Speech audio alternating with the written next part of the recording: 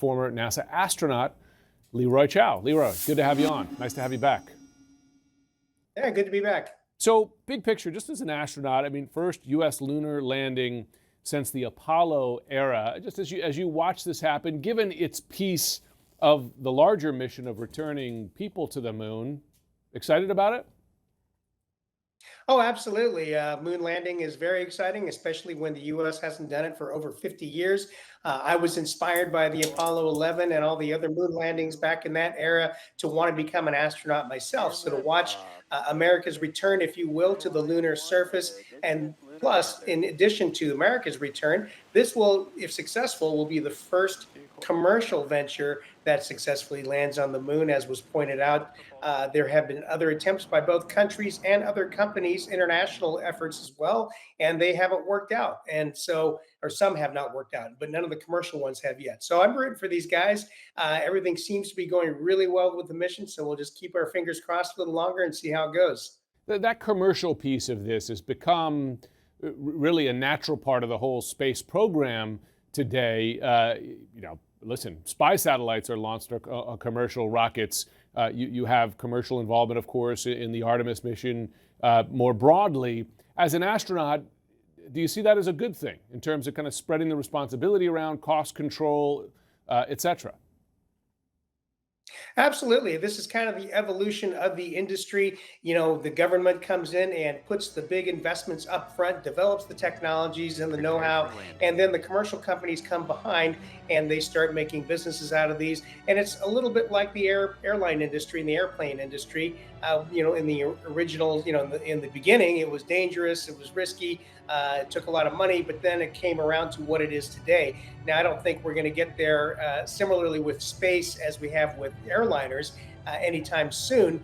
But this is the natural evolution. You know, NASA developed the capabilities of developing rocket engines, rockets, spacecraft, everything else, and now it's natural that the commercial companies are coming to reap some of those benefits and make business cases and try to make a go of it. So the Artemis timeline is to get a crewed mission to the moon in late 2026. There have been a couple hiccups there. You heard Kristen talking about the Odie's piece of this, which would be basically pre-supply to get some supplies on the ground in advance. How confident are you in that timeline? Are things going roughly according to plan to hit that mark? Well, if you look at the history of the space programs, we're never on time, and so no, I mean, NASA is still holding to 2026, but everybody on the inside kind of knows that it's not going to. We're probably not going to hit that mark. It's kind of probably going to be a few years after that, but I think we'll get there. And SpaceX, of course, is one of the companies developing a lander for humans for NASA using their Starship technology. And I could see this evolving into a partnership between NASA and SpaceX even more than it is now. Of course, Blue Origin's in there too with NASA. And I think that's a great mix of these commercial outfits that can react quickly and move quickly with the old traditional know-how and operational excellence of NASA. Hopefully we'll get there sooner rather than later, but I would look a little bit further than 26. Understood. So if this particular mission is successful, it's going to land on the moon's south pole. To date, I believe India is the only one that's accomplished that, and that was just 6 months ago. Why the particular interest in the South Pole?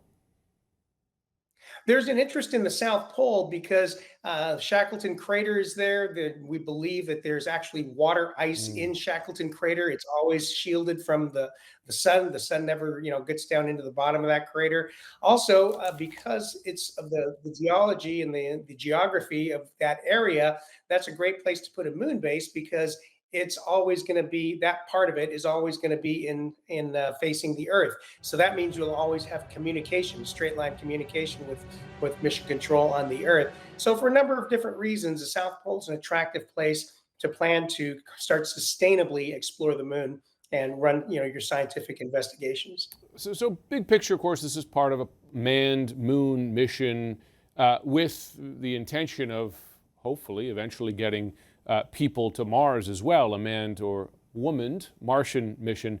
As an astronaut, is that important to folks at home? Is it important to you? Is it important to us to get people and not just machines in space, to the moon, to Mars, maybe someday beyond. Yes, I think you need both. Of course, the Curiosity and the other rovers, Perseverance, and the earlier rovers have all been exploring Mars for a number of years now, several decades, returning fantastic photographs and scientific information. And so, but people relate when other people are there. So Yeah. the Apollo 11 moon landing is still the most watched live event ever, second only now to Yeah. the Super Bowl, I think.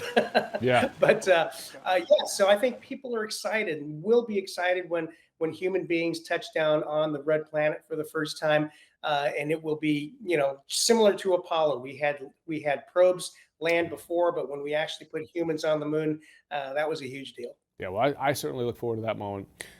Leroy Chiao, always good to have you on. Thanks so much for joining us. My pleasure. Thank you.